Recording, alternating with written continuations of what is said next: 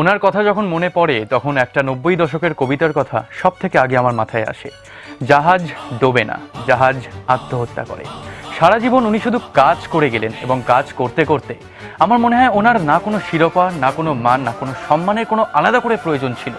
উনি নোবেল পাননি, আমার মনে হয় ওনার বোধহয় দরকারও ছিল না। मैंने आपकी 3 पिक्चर देखी है, कुछ समझ में नहीं आया मगर पेंटिंग जैसी दिखती है। আমি কথা বলছি নীলকণ্ঠ বাগচির, এবং নীলকণ্ঠ বাগচিরই এই ছবি মেঘে ঢাকা তারার ডিরেক্টর কমলেশ্বর দা এবং অপুদা এবং অনন্যা রয়েছে আজকে এই মুহূর্তে সেটে। প্রথমে নীলকণ্ঠ বাগচিকে কমলেশ্বর দা কিভাবে দেখতে চেয়েছেন এই ছবিতে, সেটা যদি একটু বলেন। আসলে মেঘে ঢাকা তারা ছবিটা করার মূল অনুপ্রেরণা তো ডেফিনেটলি ঋত্বিক কুমার ঘটক। মাঠ পাথার গ্রাম নগর বন্দরে তৈরি হও, কার ঘরে জ্বলেনি দ্বীপ চির আধার তৈরি হও। এখন ঋত্বিক কুমার ঘটকের একটি ছবি যুক্তি তক্ক আর গপ্প, সেই গল্পে নীলকণ্ঠ বাগচি হচ্ছেন ওনারই আঁকা।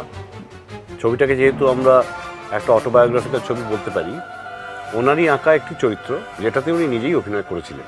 তো নীলকণ্ঠ বাগচি আমাদের ছবিতে যখন আসেন অ্যাজ ইফ ওই ছবিটার একটা এক্সটেনশন হিসেবেই আসেন।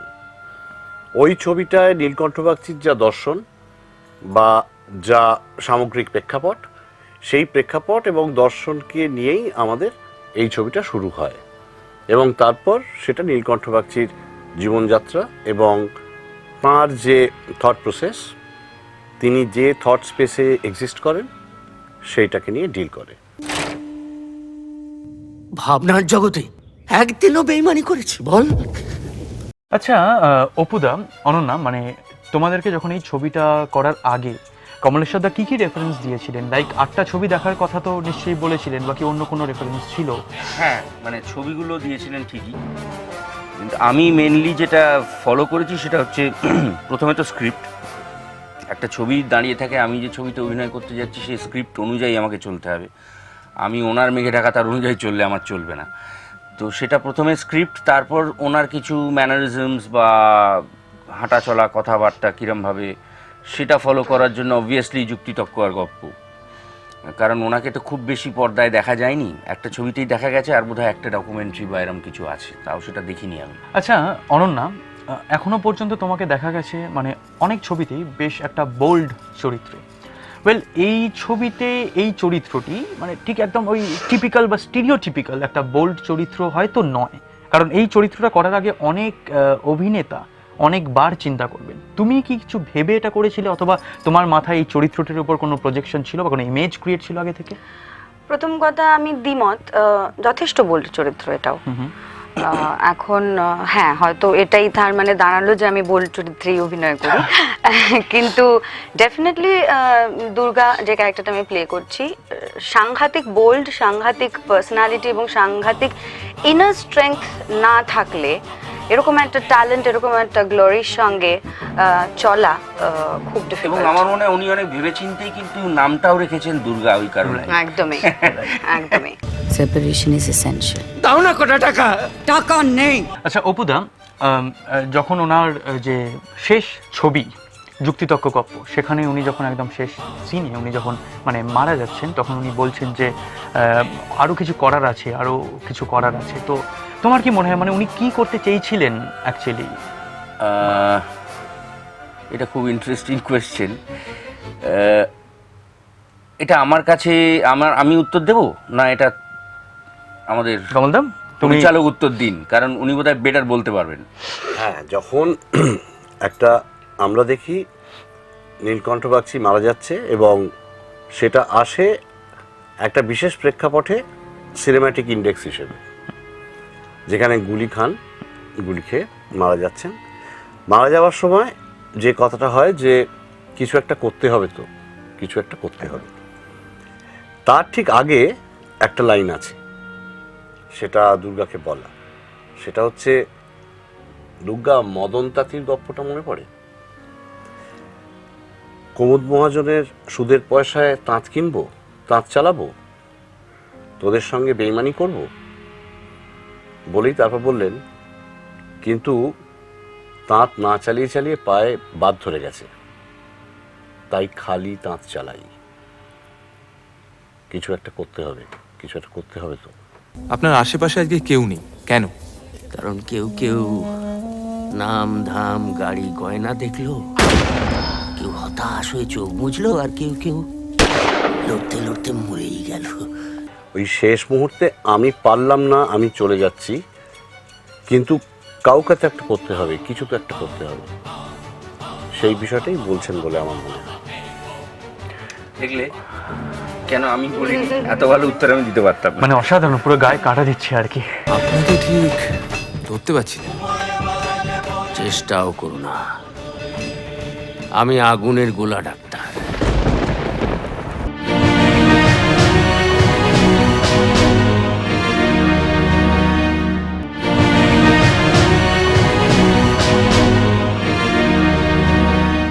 ওয়েল অনন্যা, এই যে তোমার চরিত্রটা এবং ঋত্বিক ঘটক, মানে অনেকেই বলেন ওনাকে মানে আনসাং হিরো, মানে নীলকণ্ঠ বাগচি। তুমি যখন এই চরিত্রটা প্রথম তোমার কাছে আনা হলো, তোমার কীরকম এক্সপ্রেশন ছিল এবং তুমি যে চরিত্রটা করলে আলটিমেটলি, তো সেই ব্যাপারে যদি কিছু বলো।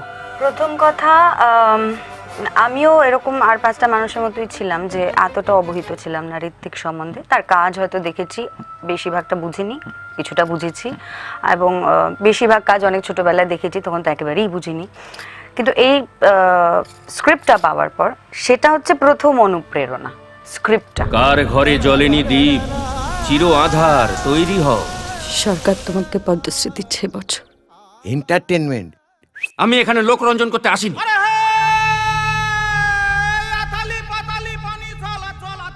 স্ক্রিপ্টটাই এত সাংঘাতিক, এবং এই স্ক্রিপ্টটাই কিন্তু অ্যাকচুয়ালি আমাকে ঋত্বিক ঘটক, মানুষ ঋত্বিককে চেনায়, আমার সঙ্গে পরিচয় করে তার, যেটা হয়তো ওনার ছবি দেখে শুধু আমি ওনাকে চিনতে পারতাম না। এবং এই স্ক্রিপ্টের অনুপ্রেরণার পরেই কিন্তু আমি বাকি রিসার্চ মানে এটার থেকে ইন্সপায়ার্ড হয়ে এবার আমার মনে হয় যে না, আরটু কিছু মানুষটার সম্বন্ধে জানি, আর কি আছে যেটা স্ক্রিপ্টেও নেই, যেটা হয়তো ছবিতে লাগবেও না, আরটু জানার যে ইচ্ছেটা, খিদেটা, সেটা বেড়ে যায় স্ক্রিপ্টটা পড়ে, এই মানুষ ঋত্বিককে জেনে। তারপরে হয়তো আমি বইগুলো পড়ি, আবার ছবিগুলো দেখি, কিন্তু মেইন ইন্সপিরেশন ছিল স্ক্রিপ্ট। এবং স্ক্রিপ্টে যে রিসার্চটা করা রয়েছে, মানুষ ঋত্বিক, তার থট স্পেস, তার স্ট্রাগল, তার যন্ত্রণা, সবটা মিলিয়ে, এবং তার ওয়ার্কস, সেটা ইজ ভেরি ভেরি ইন্সপায়ারিং। চতুর্দিকে তাণ্ডব, চারিদিকে রক্ত, ভয়ানক অশ্লেষা, হচ্ছে না, কিচ্ছু হচ্ছে না। দেখ মা, আমরা তো সবাই পাগল, সবাই খেপা, কিন্তু খেপামিটা বেরিয়ে না এলে কোনো কাজ হবে, সৃষ্টি হবে, হবে না, কিচ্ছু হবে না। আচ্ছা অপুদা, মানে এখনো পর্যন্ত আমি মানে একটা ধারণা রয়েছে, প্রচলিত ধারণা রয়েছে যে নীলকণ্ঠ বাগচি যে 8টি ছবি বানিয়েছেন, সেই 8টি ছবি আলাদা 8টি ছবি নয়। এই 8টি ছবি হচ্ছে একটা ছবি যেটা তিনি সারা জীবন ধরে বানাতে চেয়েছিলেন আর কি। তো তোমার কি মনে হয় যে ব্যাপারটা কি এক্স্যাক্টলি এরকম, নাকি তুমি অন্যভাবে ওনাকে দেখেছো? এটাও খুব ভালো প্রশ্ন। হ্যাঁ, এটা খুবই আমার মনে হয় ওনার ভেতরে অনেক কিছু কথা জমা ছিল, যেগুলো ওনার পক্ষে একটা ছবিতে বলে ওঠাটা সম্ভব নয়। ওনার অনেক কিছু বলার ছিল ওনার ব্যক্তিগত জীবনে। আমার যেটা স্পেশালি এই যেটা অনন্য একটু আগে বলছিল, যে এই ছবিটা স্ক্রিপ্ট পড়ার পরে আমাদের ঋত্বিক সম্বন্ধে ইন্টারেস্ট কিন্তু দুগুণ হয়ে গেছে। এবং আমি আশ্চর্য হব না যে এই ছবিটা রিলিজ করার পরে, মানুষ দেখার পরে, ঋত্বিকের পুরনো ছবিগুলো যদি ডিভিডি হয়ে না বেরোয়, আমি এবং তার যদি বিক্রি বেড়ে না যায়, মানে এটা কিন্তু এই ছবিটার ভেতরে সেই স্কোপটা আছে। পূর্ব বাংলা জ্বলছে, তুই তখন কোথায়? বার দুয়ারিতে। সালা ডিবে সাঁতে একটা। এবং সেরকমই ঋত্বিক বাবুর ভেতরে অনেক কিছু ছিল যেগুলো উনি মানুষের কাছে পৌঁছতে চেয়েছিলেন নিজের বক্তব্য নিয়ে। সেই জন্য কিন্তু নাটকে আসা, সেই জন্য নাটক ছেড়ে সিনেমায় যাওয়া। উনি বলেও ছিলেন যে সিনেমার থেকে বেটার যদি কোনো মিডিয়াম আমি পাই, আমি কিন্তু সিনেমাকে লাথি মেরে বেরিয়ে যাব। আমি ডেফিনিট, তিনি তার জমানায় যদি টেলিভিশন আসতো, উনি টেলিভিশন ছাড়া কিছু ভাবতেনই না। এইটার উপর ধরেই আর একটা নেক্সট প্রশ্ন তোমাকে অপুদা করি, যে ধরো ওনার সময় এই ছবি ব্যাপারটা আসলো না বা আসেনি, তাহলে তোমার কি মনে হয় কিভাবে উনি নিজেকে এক্সপ্রেস করতেন? ওনার ফর্ম অফ মানে এক্সপ্রেশনটা কি হতো? বই, বই বা থিয়েটার। বা থিয়েটার বা উনি ওনার যা বক্তব্য, ওনার যা ইচ্ছা শক্তি, যা প্রাণ শক্তি ছিল, আমার মনে হয় মাইক নিয়ে বেরিয়ে পড়তেন, আমি এক্ষুনি বলতে চাচ্ছিলাম, এখন যে ট্যাবলয়েড নিয়ে যেরকম Straight বেরোয়, বেরিয়ে পড়তেন, রোড শো হাতে নিয়ে বেরিয়ে পড়তেন। রাস্তায় নিয়ে মানুষের কাছাকাছি চলে যেতেন একদম। আজ মল্লিক বাড়ি, কাল দাসবাড়ি, কাল একদম। ঘোষবাড়ি, একদম পাড়ায় একেবারে। বলতেন যে আমি আসছি, তোমরা বসবে ভাই। কারণ আমি একজন পিপলস আর্টিস্ট, আর ওটাই আমার কাজ। চারিদিকে রক্ত, ভয়ানক অশ্লেষা, হচ্ছে না, কিচ্ছু হচ্ছে না। দেখ মা, আমরা তো সবাই পাগল, সবাই খেপা, কিন্তু খেপামিটা বেরিয়ে না এলে কোনো কাজ হবে, সৃষ্টি হবে, হবে না, কিচ্ছু হবে না। অপুদার ওই কথাটা ধরে আমি একটু বলি, সেটা হচ্ছে যে একটা মানুষের কিছু একটা বলার প্যাশন বা ইচ্ছে, এবং সেটা তো অকারণে নয়, অযৌক্তিক নয়, সেটা বলার জন্য একটা প্রেক্ষাপট তৈরি হয়ে রয়েছে একটা অত্যন্ত বিক্ষুব্ধ সময়। সেই সময় দাঁড়িয়ে একজন আর্টিস্টের রিয়াকশন। আমরা সবাই নো ম্যানস ল্যান্ডে থাকি নীলদা, ঠিকানা আছে নাকি আমাদের? আমিও বেমালুম রিফিউজি হয়ে গেলাম মায়ের। আজ যখন গণ আন্দোলন, পূর্ব বাংলা জ্বলছে, তুই তখন কোথায়? বার দুয়ারিতে। এবং সেই কারণে হ্যাঁ, যে মিডিয়াটা হাতের সামনে পাচ্ছেন তখন সেই মিডিয়াটা দিয়ে কমিউনিকেট করার চেষ্টা করছেন। সেটা দরকার হলে কখনো মানে দরকার হলে থিয়েটার, দরকার হলে বই, কিছু না হলে সত্যি কথাই যে আমি একদম মানে ভাষণ দেব। আমি সিনেমার প্রেমে পড়িনি বিক্রম দা, ওটাকে যুদ্ধের একটা অস্ত্র হিসেবে দেখছি। একটা কথা আমার খুব ভালো লেগেছে যে 8টা ছবি করেছিলেন, 8টা ছবি সম্পূর্ণ করেছিলেন, বাকি ছবি কয়েকটা করতে পারেননি, অসম্পূর্ণ ছবিও আছে। এই প্রসঙ্গে বারবার এই প্রসঙ্গ কিন্তু সমস্ত পরিচালক বা মানে ছবি নির্মাতা তাদের এই প্রশ্ন করা হয়েছে, সবাই মোটামুটি একমত। সেই মতটাকে আব্বাস কিরোস্তামি একটা কথা বলেছিলেন যে একটা মানুষ আসলে সারা জীবন ধরে একটাই ছবি বানায়, সেখানে তার চরিত্রগুলো পাল্টে যায়, গল্পগুলো পাল্টে যায়, কিন্তু তার বোধটা একটাই থাকে। সেই বোধটা ডেভেলপও করে সময়ের সঙ্গে সঙ্গে। তো ঋত্বিক বাবুর ক্ষেত্রে ভীষণভাবে তাই, মানে একটা বিশেষ সমস্যা, সেই সমস্যাটা কিন্তু আর কিছু নয়। ইনফ্যাক্ট আমাদের ছবিতে বোধহয় ডায়লগেও আছে যে কারণটা কি, অভাব, আবার কি, দাও না কটা টাকা। টাকা নেই, সংসারে একটা টাকা নেই। দুনিয়ায় টাকা থাকবে না দুঃখা, কাজগুলো থেকে যাবে। একটু আগে যেটা বললাম, মানে যেটা কমলেশ যাদব বলছিলেন আর কি, মানে উনি হয়তো জনসাধারণের কাছে পৌঁছাতে চাইছিলেন, কিন্তু এটা মেবি আয়রানি বলবো কিনা জানি না অপদান না, যে হয়তো সেই জনসাধারণই ওনার ছবিকে হয়তো সেইভাবে দেখেনি। সেটার পিছনে কি কারণ থাকতে পারে? কারণ দেখো, আমার যেটা মনে হয়, দেখা, দেখতে পাওয়া, এই দুটোর মধ্যেও তো অনেকটা তফাৎ আছে না। এখনো তো কিন্তু অনেক ছবি অনেকে দেখতে পায় না, তো সেইটা তো রয়েই গেছে, কিন্তু সেটা হয়তো আরো ছবি নয়, প্রকট ভাবে দেখার ক্ষেত্রেই তাই। হ্যাঁ, যে কোনো দেখার ক্ষেত্রে আমি একটা জিনিস দেখে একটা জিনিস বুঝছি, আর একটা লোক একটা জিনিস দেখছে, এই দেখার অবজার্ভ করার মধ্যে দেখতে গেলে তো সেটা আমার কাছে পৌঁছাতে অবজার্ভ, এর মধ্যে কিন্তু অনেকগুলো একদম আকাশ পাতাল তফাৎ আছে। আপনার আশেপাশে আজকে কেউ নেই কেন? কারণ কেউ কেউ নাম ধাম গাড়ি গয়না দেখলো, কেউ হতাশ হয়ে চোখ বুঝলো, আর কেউ কেউ লড়তে লড়তে মরেই গেল। আমি একটা কথা কমলদাকে আমি জিজ্ঞেসাই করতে চাই, সেটা হচ্ছে এরকমটা কি সত্যি যে ধরুন আমি খুব দারিদ্র্যের মধ্যে আছি, আমি যখন একটা ছবি দেখতে যাব আমি আর ওই দারিদ্রটা দেখতে চাই না। আমি যখন আজ থেকে 30 বছর পরে যারা আমরা এই দারিদ্রটা ফেস করিনি, তারা তখনকার ছবি সেই ছবিগুলো দেখতে খুব আনন্দ পাচ্ছি, এটা কি কোথাও কাজ করে? প্রথম কথা হচ্ছে যে জেনারেলাইজ করে বলা কোনো উচিত নয়, কারণ এগুলো খুব specific, spectator to spectator vary করে এবং পুরো সাবজেক্টিভ একটা বিষয়।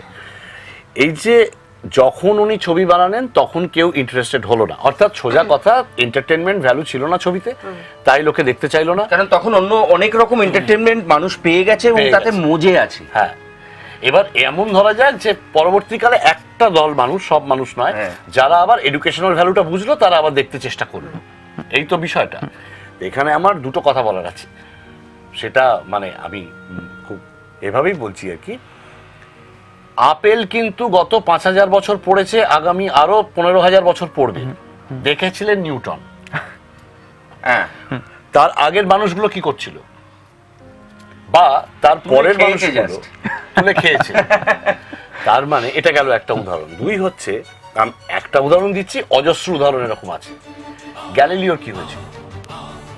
হয়েছে। তাকে তো জেলে বন্দি করে দেওয়া হয়েছিল এরকম। বা সক্রেটিসের কি হয়েছিল, সক্রেটিস। এমন করতে করতে ভ্যান গগের কি হয়েছিল, এমন করতে করতে তো অজস্র বিভিন্ন শিল্পী, বিভিন্ন বিজ্ঞানী, তাদের জীবন যদি দেখা যায়, যারা অ্যাহেড অফ টাইম থাকেন তাদের মানুষ সেই সময় বুঝতে পারেন না।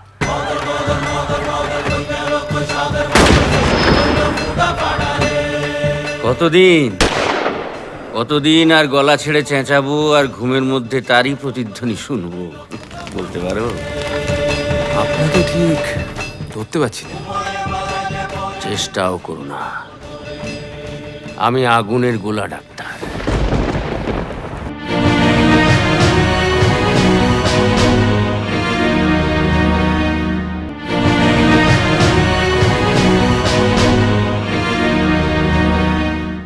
এই যে প্রশ্নটা, সেটা ঋত্বিক বাবুর ওপর আর কি। ঋত্বিক বাবুর মানে অনেক কিছু নিয়ে আর কি অনেকটা সাইলেন্ট। সেটা কি ওনার যেহেতু যে পলিটিক্যাল ব্যাকগ্রাউন্ড ছিল সেটার জন্য, নাকি ওনার লেভেলে মানুষ নিজের উচ্চতার বা নিজের ব্রেনের উচ্চতাটাকে নিয়ে যেতে পারেনি সেই জন্য? Definitely Ritwik Ghatak was ahead of his time, কিন্তু তাই নিয়ে এখন কেন লোকে সাইলেন্স মেনটেন করবে সেটা আমার মনে হয় না সেই জন্য করবে। তবে আমার মনে হয় যে দু একটা জিনিস আছে। একটা হচ্ছে ঋত্বিককে নিয়ে বেশি ঘাটাঘাটি করলে চট করে লোকে তার অ্যালকোহলিজমের কথা বলে, আমরা চাই না সেটা শুনতে। So rather than push the subject. তুমি কি আজকাল মদ ছেড়ে ধর্মের অভিমে এটা আছো নাকি? কিন্তু আমার মনে হয় আলোচনার মাধ্যমেই বোঝা যায় যে the effect and cause and the need of alcoholism in his life. দাও না কটা টাকা। টাকা নেই।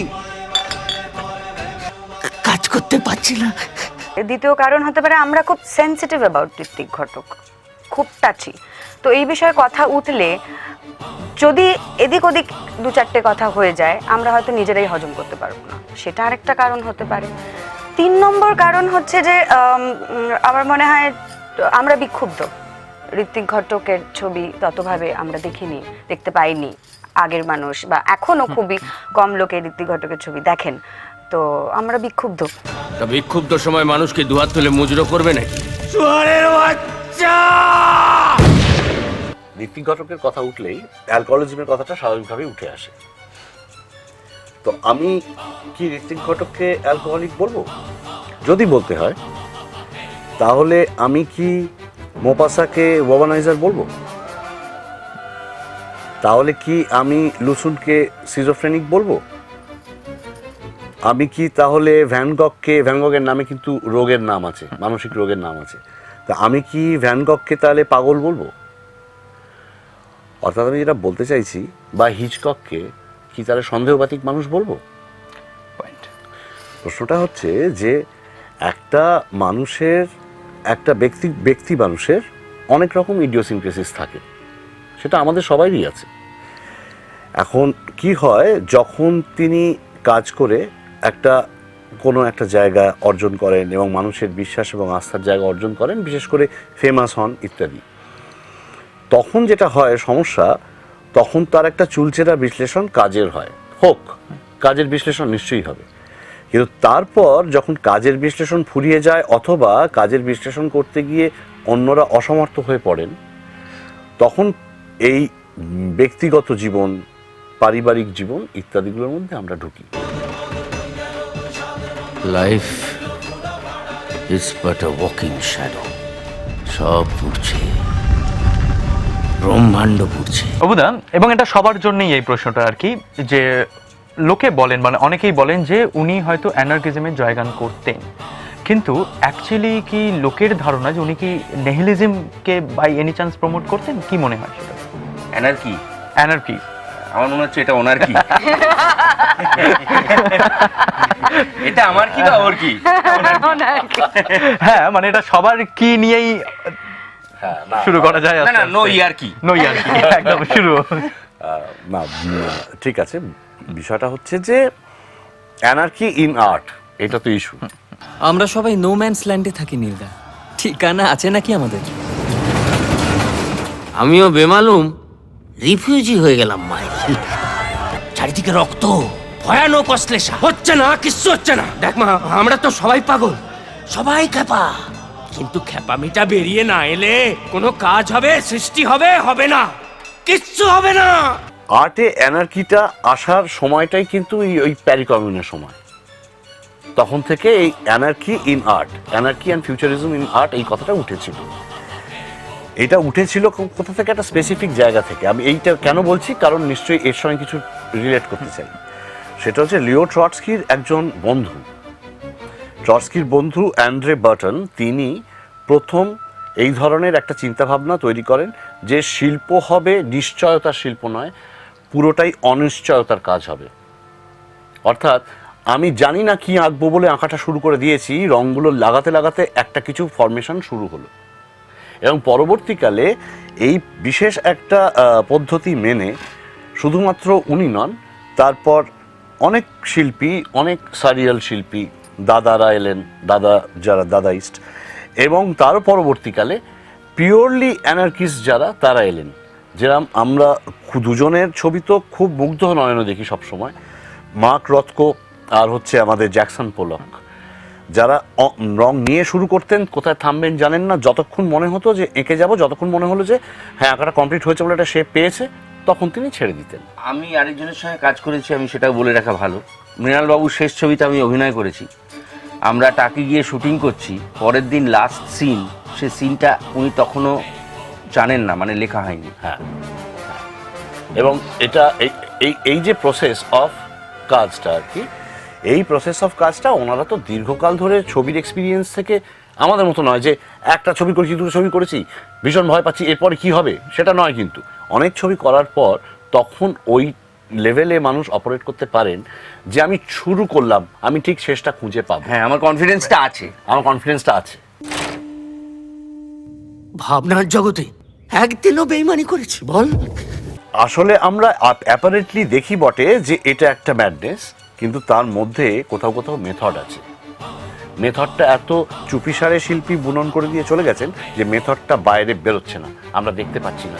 অভিনয়ের ক্ষেত্রে বিশেষ করে আমরা এটা করি, আমরা জানি যে এর মধ্যেই কাটতে হবে, এর মধ্যে এইটুকু ক্যান আমার হাতে পড়ে আছে, তার মধ্যেই আমায় কাঁদতে হবে, অথচ কান্নাটা আমি শুরু করলাম মনে হচ্ছে মারাত্মক spontaneous. At the same time brain আমাকে ইন্ডিকেট করছে যে তোমার সময় কিন্তু ফুরিয়ে কাটিং আসছে, পয়েন্টটা তোমায় দিতে হবে, তোমার কাটিং পয়েন্টটা দিতে হবে এবং তুমি কাটো। এই যে প্রসেসটা কিন্তু সব শিল্পীর মধ্যেই চলে, অল্প বিস্তর। ঋত্বিক বাবুর মধ্যে ভীষণভাবে চলতো, এবং সেটা কিন্তু ব্যতিক্রমী, এবং সেই জায়গাতে ঋত্বিক ঘটক অত্যন্ত ইউনিক। এর সব থেকে বড় এক্সাম্পল, যদিও সেই ছবিটা সবাই দেখার সৌভাগ্য হয় না, সেটা হচ্ছে রামকিঙ্কর বেইজের সঙ্গে ঋত্বিক ঘটকের একটা সাক্ষাৎকারের একটা ডকুমেন্টারি আছে। সেইখানে রামকিঙ্করকে উনি বলছেন যে শিল্প কী। রামকিঙ্কর এই পদ্ধতিতে কাজ করতেন, রবীন্দ্রনাথ থাকাকালীনও করতেন। সেটা হচ্ছে উনি যখন কোনো একটা স্থাপত্য করছেন, তখন এই সিমেন্টগুলো নিয়ে ছুঁড়ে ছুঁড়ে মারতেন। ওই প্রত্যেকটা ছোঁড়া কখনোই পারফেক্ট হতে পারে না, কিন্তু ওই দিয়েই চোখ, নাক, মুখ বার করতেন, এবং ফাইনালি অবয়বটা তৈরি হতো। সেটা হতে পারে এই যে বিষয়ে আলোচনাটা হলো, এটার একদম মানে সবচেয়ে প্রকৃষ্ট উদাহরণ আর কি।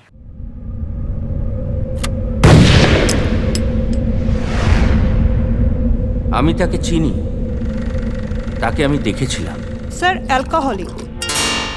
দর্শকদের জন্য অপুদা, অনন্যা, কমলদা যদি কিছু বলতে চাও। একটাই কথা বলছি, আমরা অনেক ভারী ভারী আলোচনা করছি, কিন্তু ছবিটা দেখার সময় এগুলো একবারের জন্যও মনে নিয়ে আসার কোনো কারণ নেই, আসার কোনো দরকারও নেই।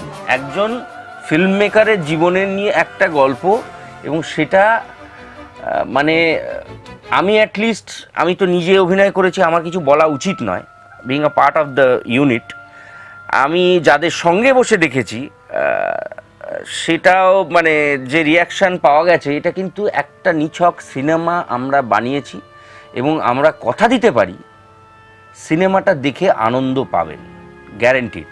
এবং মানুষ অনেক সময় কেঁদেও আনন্দ পায়। আমি সিনেমার প্রেমে পড়িনি বিক্রম দা, ওটাকে যুদ্ধের একটা অস্ত্র হিসেবে দেখছি। সিনেমাটা একটা টাইম স্পেসের মধ্যে দিয়ে একটা জার্নি, আর দয়া করে এটা 30 বছর পরে দেখবেন না, এখনই দেখুন। কার ঘরে জ্বলেনি দ্বীপ, চির আধার তৈরি হও। সরকার তোমাকে পদ্মশ্রী দিচ্ছে এবছর। एंटरटेनमेंट। আমি এখানে লোকরঞ্জন করতে আসিনি।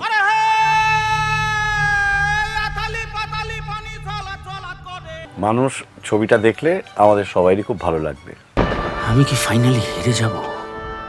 পালিয়ে যাব? বিশ্বাসঘাতক? ভাবনার জগতে একদিনও বেইমানি করেছি বল? সংসারে একটা টাকা নেই। দুনিয়ায় টাকা থাকবে না দুর্গা, কাজগুলো থেকে যাবে।